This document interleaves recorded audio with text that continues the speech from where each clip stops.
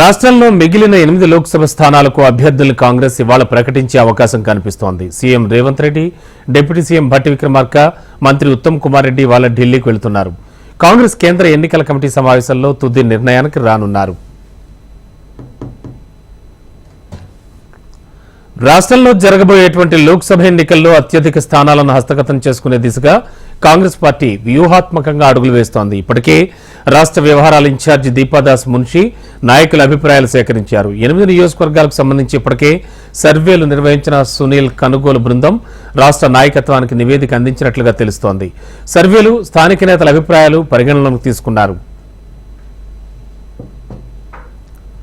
CM Revanth Reddy, deputy CM Bhatti Vikramarka, మంత్రి ఉత్తమ్ కుమార్ రెడ్డి ఇవాళ కాంగ్రెస్ కేంద్ర ఎన్నికల కమిటీ సమావేశంలో పాల్గొంటారు. ఈ సమావేశంలో 8 మంది అభ్యర్థులపై తుది నిర్ణయానికి వస్తారు. ఇప్పటికే 2 విడతల్లో 9 మంది అభ్యర్థులను కాంగ్రెస్ అధిష్టానం ప్రకటించింది. మెదక్, భువనగిరి, వరంగల్, నిజామాబాద్, హైదరాబాద్, ఆదిలాబాద్, ఖమ్మం, కరీంనగర్ లోక్సభ స్థానాలకు అభ్యర్థులను ప్రకటించాల్సి ఉంది. అయితే రాష్ట్ర కాంగ్రెస్ పార్టీ నెల 29వ తేదీన గాంధీ భవన్లో సమావేశం కానుంది. సీఎం, టీపీసీసీ చీఫ్ రేవంత్ రెడ్డితో TPCC working president MLC Mahesh Kumar Goud భేటీ అయ్యారు. జూబ్లీహిల్స్లోని సీఎం నివాసంలో జరిగిన ఈ సమావేశంలో పార్లమెంట్ ఎన్నికలు, తాజా రాజకీయ పరిణామాలపై చర్చించారు. ఈ నెల 29న సాయంత్రం 5 గంటలకు గాంధీ భవన్లో జరగనున్న టీపీసీసీ ఎగ్జిక్యూటివ్ కమిటీ సమావేశంలో సీఎం రేవంత్ రెడ్డితో పాటు AICC in-charge Deepa Das Munshi, AICC కార్యదర్శులు, సీనియర్ నాయకులు పాల్గొంటారు.